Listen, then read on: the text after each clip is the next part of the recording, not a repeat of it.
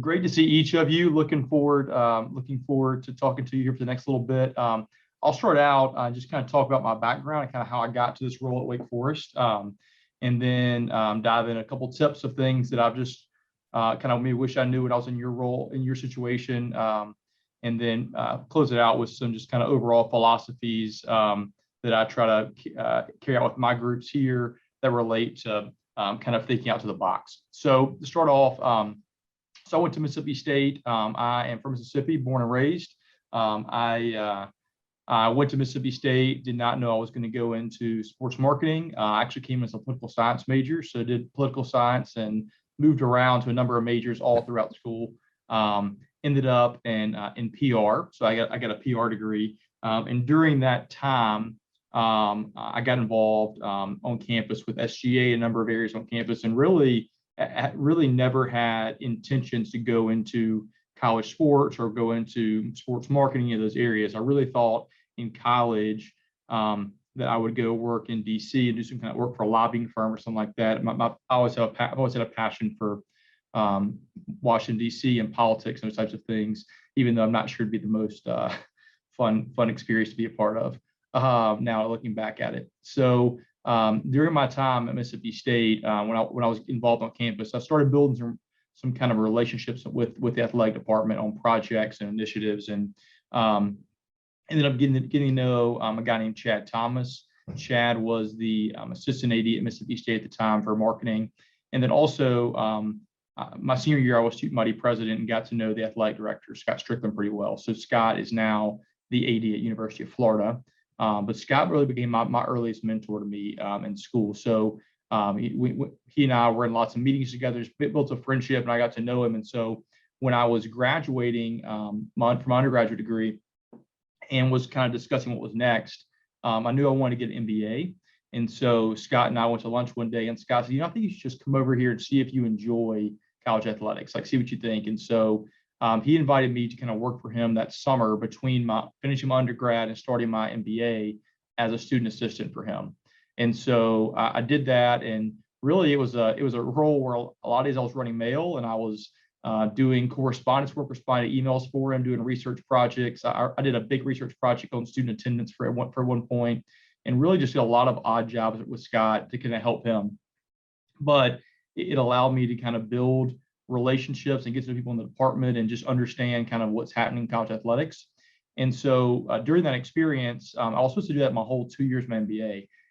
But in August, one of the GAs who had been hired for athletic marketing did not get into school. And so they asked me if I want to move over to a GA role with athletic marketing. I already knew Chad, who was the assistant AD. And so I took that role on and moved into a GA spot. It paid a lot better. I was getting paid just minimum wage as working for Scott, and this paid for my school and was a stipend. So it was a good financial decision too. But so in that role, I was a year in. So that first April, so the first year into that role, Chad left Mississippi State and went into the corporate world, left college athletics. And it was a really small department at the time. There was 2 GAs and 2 full-time staff members.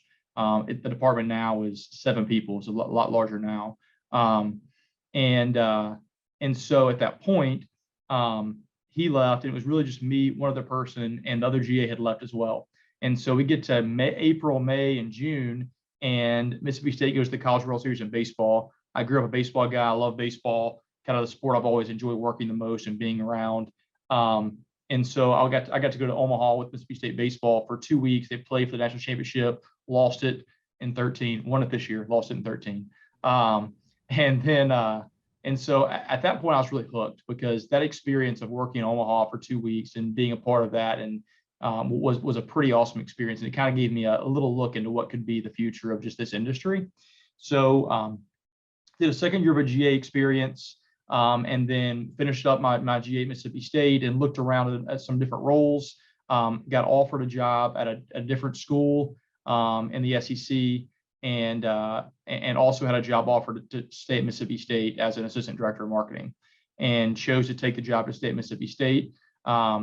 So did that for 2 years, and then got moved into a director of marketing role. Did that for a year, and then at that point things got a little interesting. So at that point, Scott Strickland left to go to be the AD at University of Florida. And a lot of times when an AD shakeup happens, and this just happened recently there as well, a lot of things in the department change. Things start moving around. ADs, people move roles. And so when Scott left and went to Florida, my other mentor is a guy named Scott Weatherby, who was currently our deputy AD at Mississippi State at the time. And Scott Weatherby, within 2 months of Scott Strickland getting the Florida job, got the Eastern Michigan athletic director job. So he went to Eastern Michigan. So then we had our AD and our deputy AD both gone. And so lots of change started happening at that point in the department. And so brought a new AD, and it was actually the previous baseball coach, which was helpful for me. I knew him pretty well.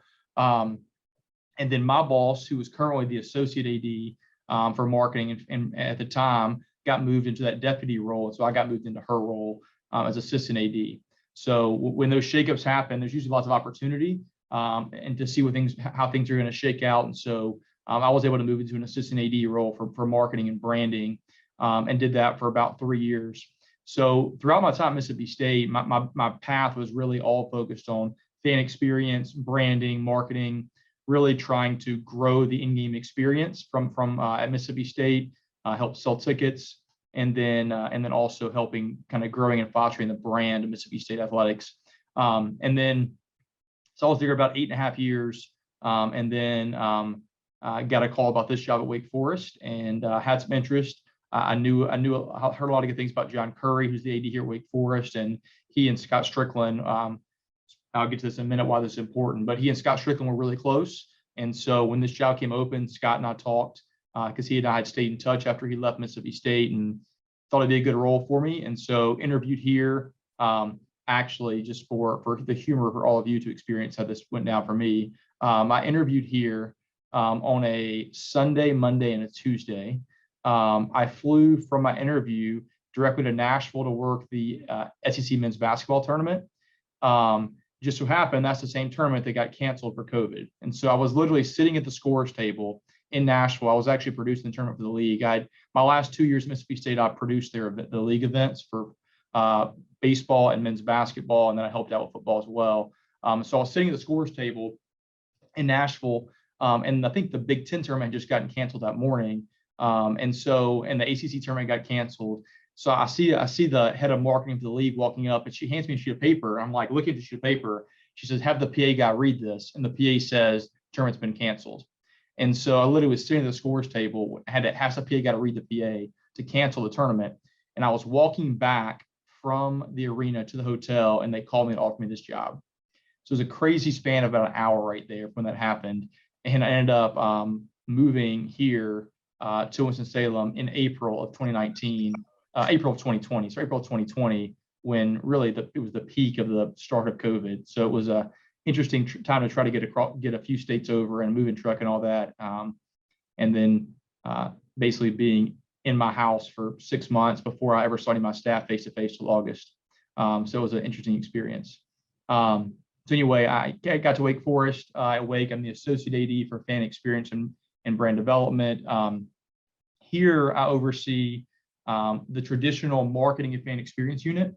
So, the role I was in at Mississippi State, I oversee that role here, focusing on, fan experience, marketing, ticket sales.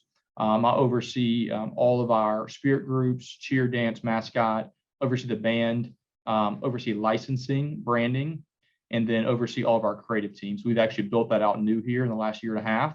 So we have a 7-person video team, 2 graphic designers, and we're working to build out photography right now. So we have that group that I oversee as well. So my role here is a little bit different than Mississippi State, which is why I took it, because it's a way for me to advance in a new role. And so I oversee those areas here. So that's kind of a quick walk through my background of how I got from starting out in school to this role here at Wake Forest. Cameron, do you want me to kick it from here, right? Just some kind of things I learned throughout my career, then kick it into the other section we talked about? Absolutely, yeah. Continue on, and we'll just keep watching that chat box for questions to come in. Yeah, y'all hit me up with questions if you got them. If not, I'll call out Mathis and Stephanie and make them ask. I'll just give you a couple of tips, and these are things that I see people a lot. It's funny, I go to speak to, whenever I speak to classes, usually like if I'm not this kind of group, but like if I'm talking to like an academic class on campus, the first thing I usually ask in a room was, how many of you want to work in college sports? And I'll ask them to raise your hand. And generally, I don't have to ask you because you're all doing this right now in some way. But what will happen usually is all the hands in the room go up because I'm usually some kind of sports marketing class, something like that. And then I'll ask, okay, keep your hand up if you're currently working in college sports, if you're volunteering, if you're doing internships, if you're doing anything. And nearly every hand usually drops. And I usually start there because I say everything else I'm going to tell you from here on out, you need to listen to if you aren't working in college sports. Because what I didn't know at the level that I should have known when I started in this industry is just how interconnected this industry is. And if you want to get a job working in college sports, if you want to get your foot in the door anywhere in the country, if you have not spent time in your undergraduate career volunteering and getting experience, it's going to be really hard. I really don't know or care what anybody who I hired, what their degree's in. I couldn't tell you. I could not tell you a single person I've hired what their degree is in. I really don't look at it. I look at when I'm hiring somebody, and I've had to hire a lot of people here at Wake Forest. We've had a lot of turnover, both which has been positive for us and allowed a lot of opportunity for us. But I couldn't tell you what any of them did in their undergraduate, what their undergraduate degrees in. And so what I look for is experience, and that you have made an effort to learn beyond your education, and you volunteered, working in your athletic department, working in a minor league baseball team, working wherever to get that hands-on experience. That's what matters. When I'm looking to hire somebody, I'm looking for somebody who has done it hands-on. Hopefully Stephanie and Mathis could attest to that. They've heard me say that in the past as well. But it really is so interconnected. When jobs get posted around the country, if you don't know somebody that at that school or at that job, it's going to be really hard to get your name in the door there. Because when you post a job, especially an entry-level job, the applicant pools are usually 200 to 300 people. And so when you're doing that, it's very difficult to make your name stick out unless somebody's willing to call for you and say, hey, look, you need to watch this person's name. They're outstanding. They do a great job. This is why you should hire them. That's how you get a job. And I heard that when I was coming in the industry, but I don't think I really heard it enough to understand it. And it really does matter. And so I would just tell you all that each of you have a unique opportunity right now before you, and that you are in an internship and you are getting experience to do something. Know that all those around you are your future references for you. Whether you have a list as reference or not, they're the ones that are going to be getting calls about you when you go apply somewhere. Every time somebody applies for a job with me, I find somebody I know off reference and call about that person. I know what the references are going to say almost every time. I do. And I know they're going to say the same thing. They're great. I don't have anything bad to say about them. They need to work on this or this, but they're great. I try to find somebody who's not a reference for them, and I ask those questions. And so just know that everybody you're working with is going to be a future reference for you, whether it's another student that you're working with, or whether it's your actual leadership team and your department. So just be mindful that this is an opportunity for you to do really good things and to help you prepare for your next job. And so every day right now, you're interviewing for your full-time job or your next position. So just be aware of that. I was going to kind of close off before I take any questions real quick at the end here with just some overall philosophies that I kind of carry out with my group. And both Stephanie and Matt are 100% going to have seen this before. So y'all just have to grunt and bear through it. But I'm just going to kind of talk through three kind of core philosophies that I have for how I expect our staff to operate. That kind of ends into this concept of just thinking differently, thinking out of the box, which is kind of a big thing that I try to focus on with our group. So I'm going to share my screen real quick. One second. All right.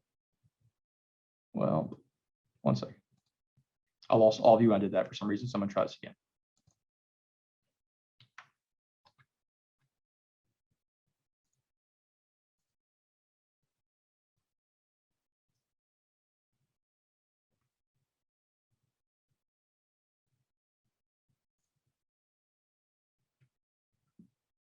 I'm having a hard time here. I'm usually a pretty good at Zoom. This is a struggle right now. Hold on.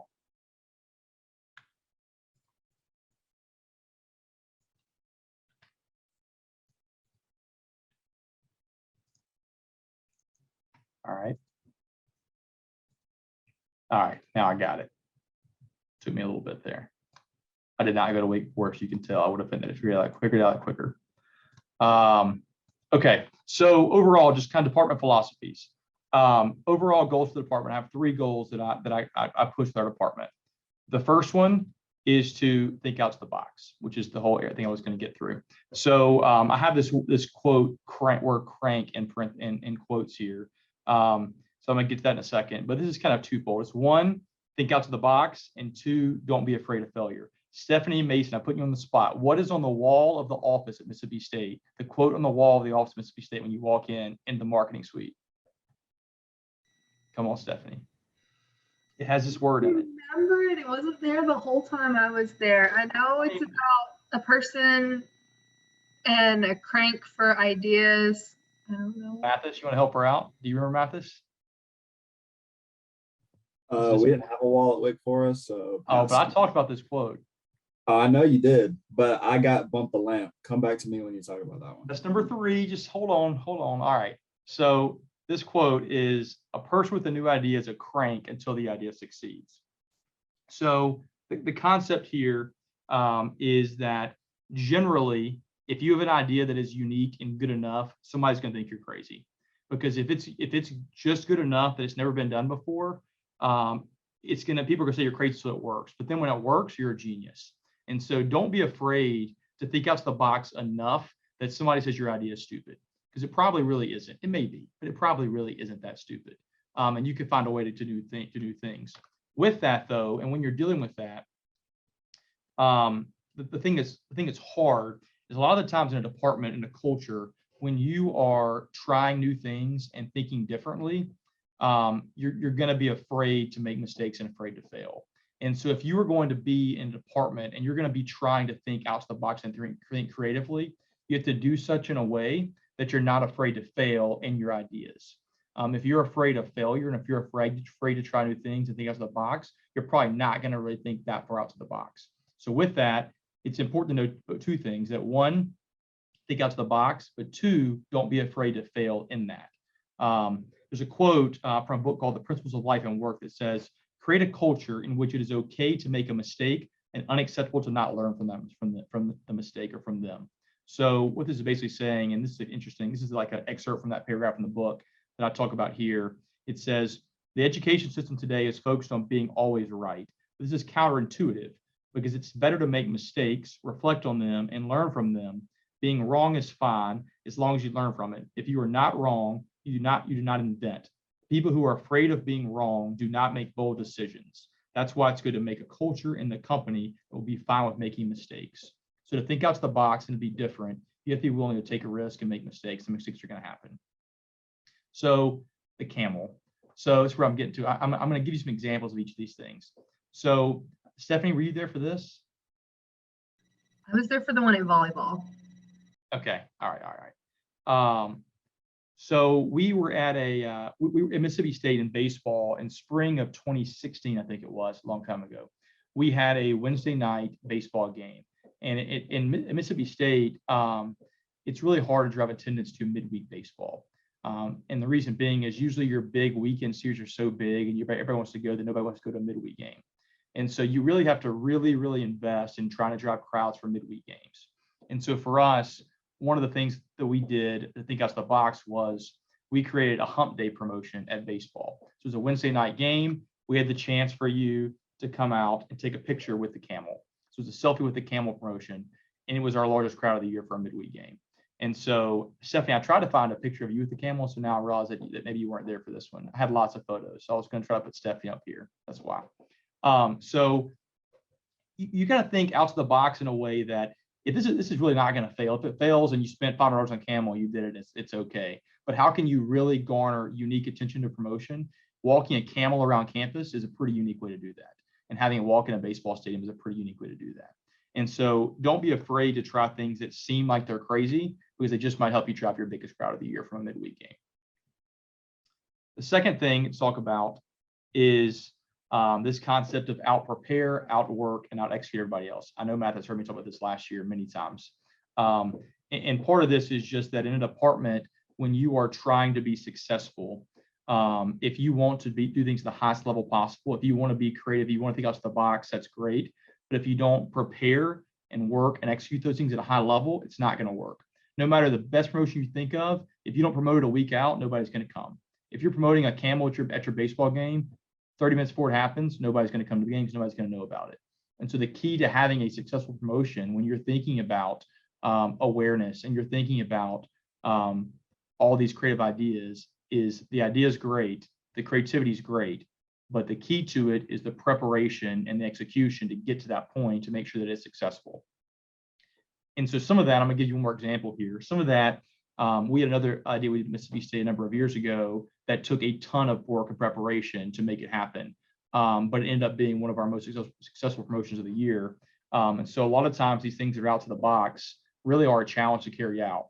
So I know you were there for this, Stephanie, but we did this promotion. We did an escape room promotion where we basically built an escape room at Mississippi State. So we had this building in the middle of campus, and we wanted to find a way to capitalize on the escape room trend that was happening and tie it into a game.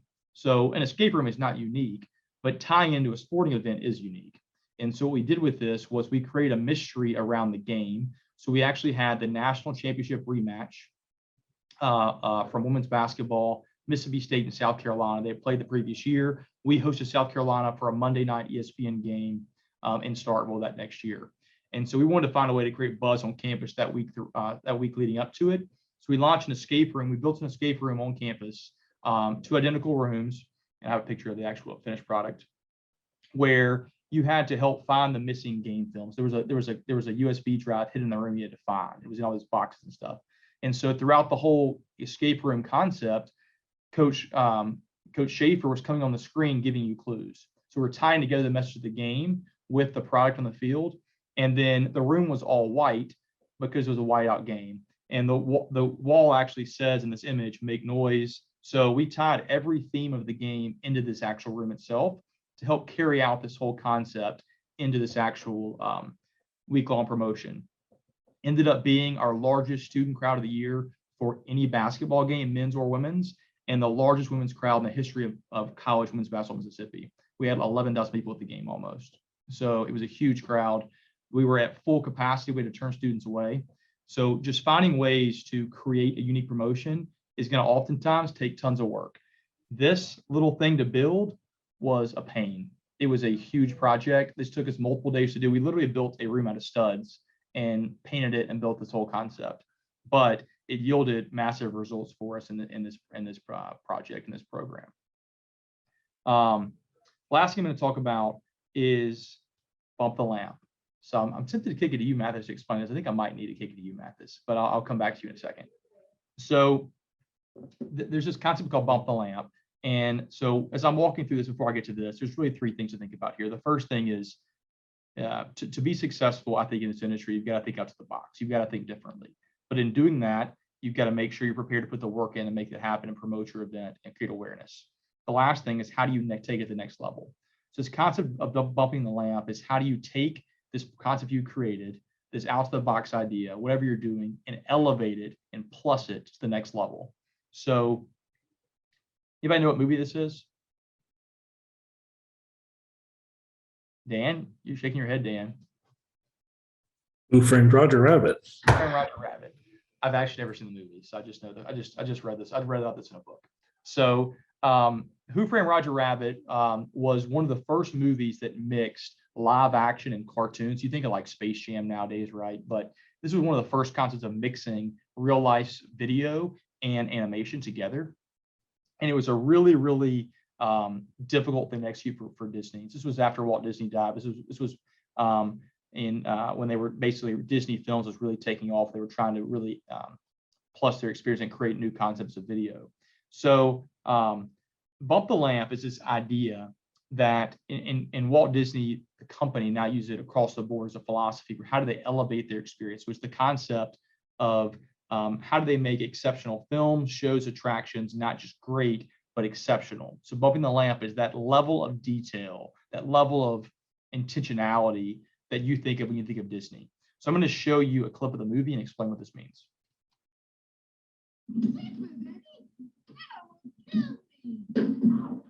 What is this? Some kind of a fishing room? It's a rock duck room. Hold over from Prohibition. Oh, I get it. A speakeasy, a gym bill, a hooch parlor. Those are up here. Look at that. Get the fire. Give it. This would be a great place to hide.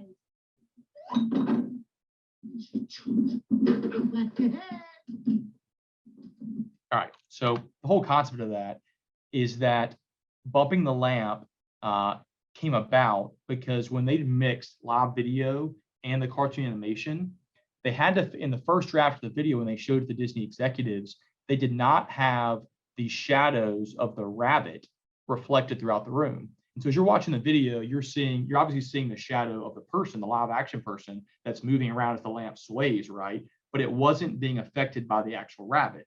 So when the lamp was flying, it didn't look realistic because you didn't see the shadow on the face or on the ground changing with the rabbit.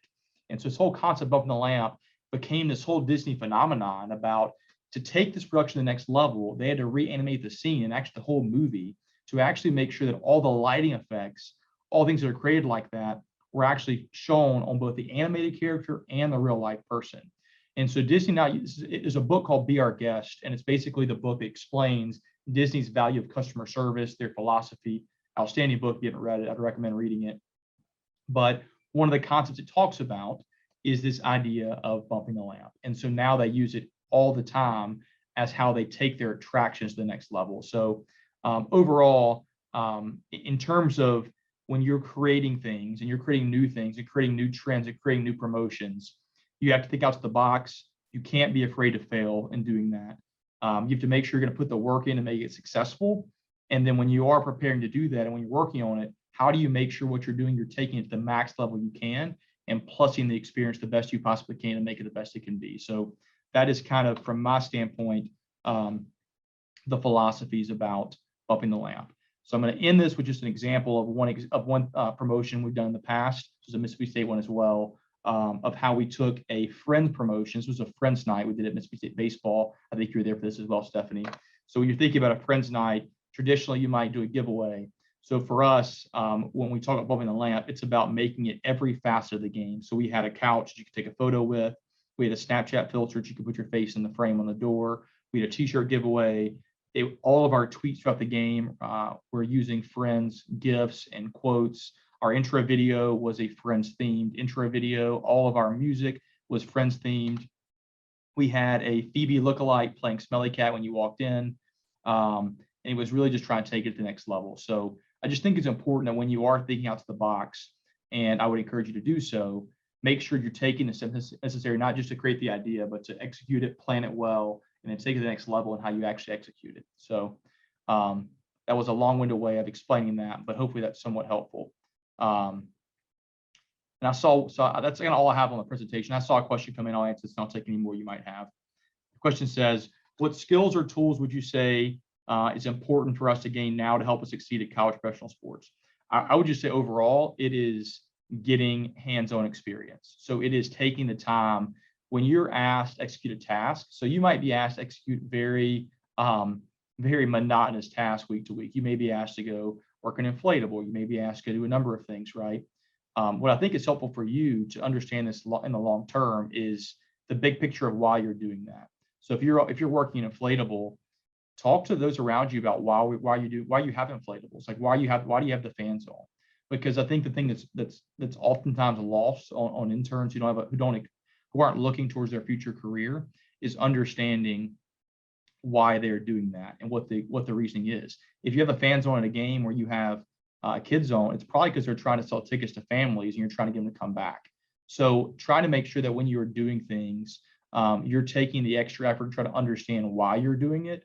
That way, when you're working on a plan in the future, you understand the things that you did and why they matter. And so I would just say that try to understand kind of the big picture of when you're doing things, why they actually are important.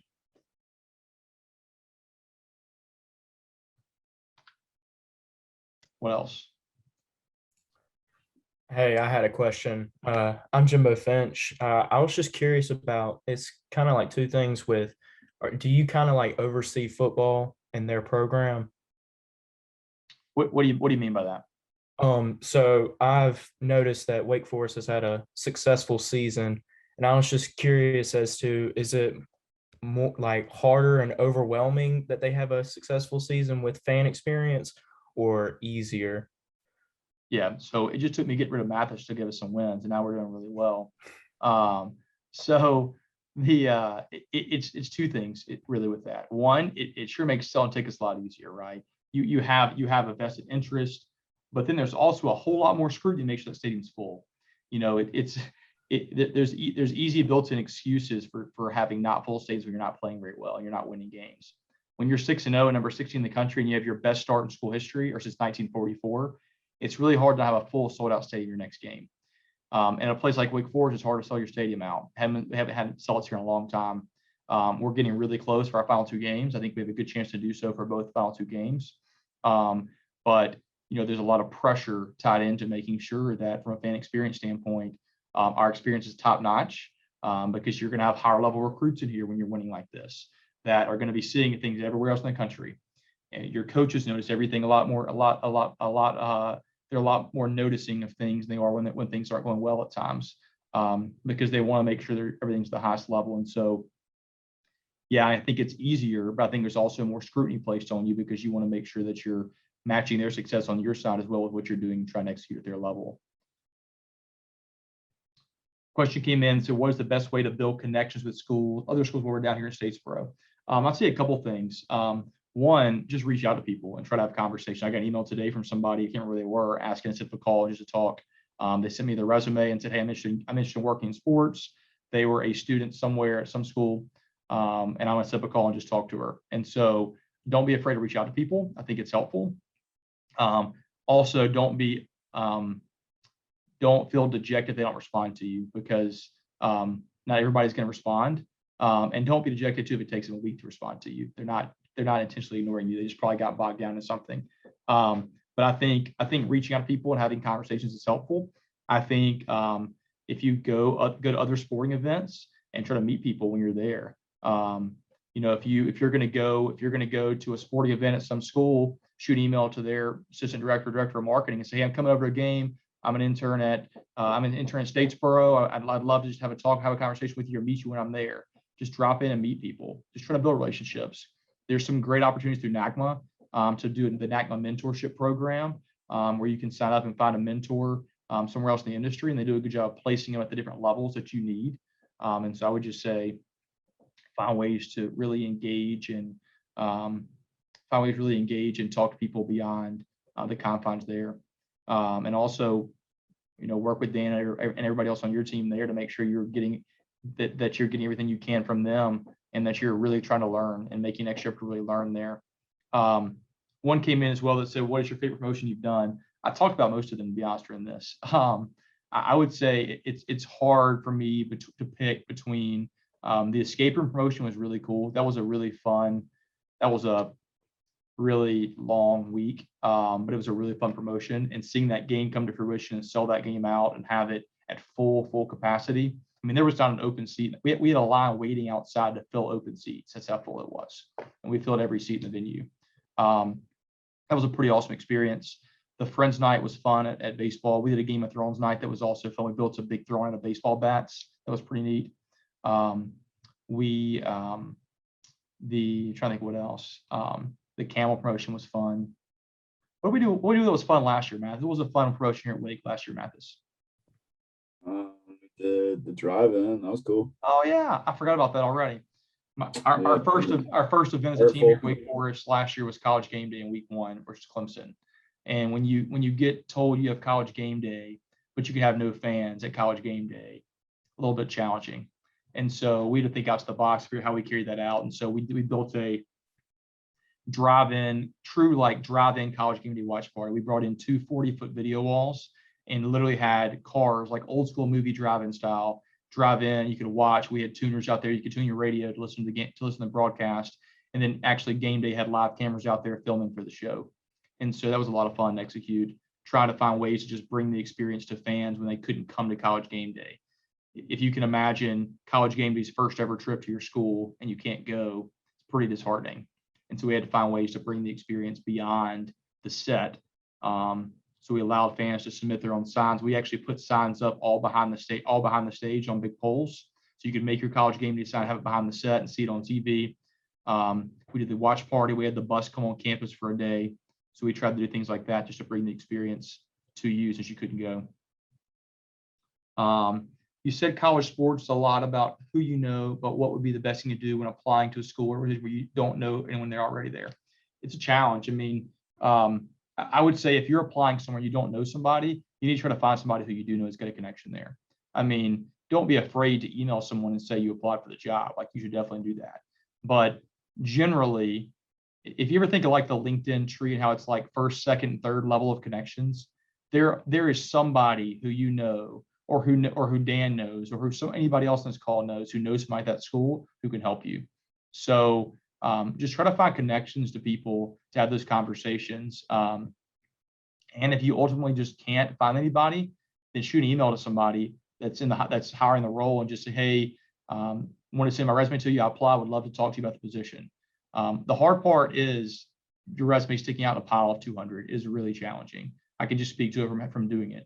And so even you sending an email, very short, do not write a book of an email. It gets my nerves, to be honest with you. Very short, concise email that just says, hey, I'm a marketing intern. I've been doing this for X many years, looking to get my foot in the door for a full-time opportunity or a G opportunity. Wanted to apply for your position. My resume is attached. Look forward to connecting with you. Very simple, short email. That may be the difference in you getting your resume seen. They may not open the resume in the application otherwise. And a lot of our systems we have for applications, it pulls out applications in there based on certain qualifications, and we may never see it otherwise. And so you may check the wrong box in your form, we never see it. So be mindful of, don't be afraid to shoot an email to somebody to just say you applied. Anything else? Stephanie, Matt, what did I miss?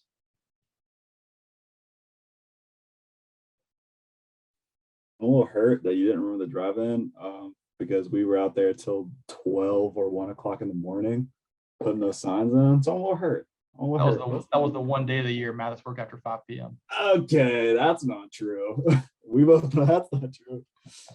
But yeah, oh man. Yeah, that was a great experience. College game day was a lot of fun. Yeah, it was. We had fun. college game day in Starkville in 2014. I can tell you there were drastically different experiences from COVID college game day and regular college game day. Yeah, it was a lot of fun. I enjoyed doing it. Yeah. Stephanie, what did I miss? No, you mentioned about learning from your failures. So you could talk about a time that you failed and what you learned from it. I have lots of those actually. I should actually have one here. I took it out for time's sake. Man, there are lots of failure examples, to be honest with you. I'm trying to think of one that would be concise and easy to talk about. Oh gosh, I know where to start. I'll give you the one that sticks out that I use when I've gotten asked in interviews before this question. So my senior at Mississippi State is before I got in athletics, but it affected my entire future in terms of how I think about events. We did an event called Tents for Tickets, which was an event we offered a chance for you to come buy your tickets for football season in person. So the weird thing about that schedule that year was Mississippi State was away for their first 3 games of the season. So there was not a chance to actually watch the in Starkville game until week 4. And so we wanted to find a way to create a game day-like experience to drive energy to start the season. So we created like think about like Duke basketball. They all camp out with their tents outside to wait to get into the venue, to Cameron Indoor. We basically created that for football season ticket sales. So you basically got out there, you claimed your spot, and then your spots were numbered, and you got a wristband. You had to wait overnight, and we had all kind of events throughout the night that you could do, and you had to have somebody in your tent, at least one person on site at all times. Well, we Mississippi State sells 11,000 student football tickets, and we thought for this event maybe we'd have 5,000 to 6,000 show up, and so we got 7,000 wristbands. So that was 10 wristbands for 700 tents. We had over 10,000 students show up for the event, and so at 5 o'clock when we opened everybody to run to claim their spots, it's a tradition at Mississippi State that at 5 o'clock you run to claim your tailgate spot on game day Fridays. So we replicated that for this event. We had like 9,000 students lined up out there. And so the problem was we didn't have enough wristbands to actually give every tent the wristbands to claim your spot. And so the only way we could figure out how to make it work was we had to start a non-wristband line, which meant that you couldn't get out of line because you had no way to hold your spot in that line. And so you can imagine 3,000 students lined up in Mississippi in August from 5 p.m. on Friday until 7 a.m. Saturday morning. They were not very happy with us. We had students passing out in line. I got very hateful tweets. I got lots of negative things said about me. And so I like to say that the event was so successful, it was my biggest failure. That's how I like to spin this, because we had 6 people show up. It was my biggest failure, but no kidding. It was a mess of an event. It was an awesome event overall. We had we had a concert out there. We had movies out there. We had things you do all night. But when you have people who sit in a line all night in their spot and they can't move, they get pretty unhappy. And so it was a pretty big mess up, which affected my entire thought about events going forward, and that just the level at which I want to be prepared going into it, to make sure we're ready for any possible thing like that to happen, that you're always over prepared for what could possibly happen, because you never know. You want to be as successful as possible, and it was successful to our detriment, to be honest, from an interest standpoint. Good question, Stephanie. Thank you. I'd actually never heard that story before, because you never tell me it. That's a short version. It's a long story. It was my 24 hours of hell, to be honest with you. I was getting it was rough. Luckily, the Maine Athletics Twitter account tagged me and thanked me for doing the events. Everybody freaking hate tweeted me for the next 48, 72 hours. They were trying to get the tweets off their back that sent them on me. I've also never heard that story. I didn't tell you that last year. No. I told that story in our staff retreat this fall. I thought I did that last fall too, Mathis. Big tears. It's tough. It's tough.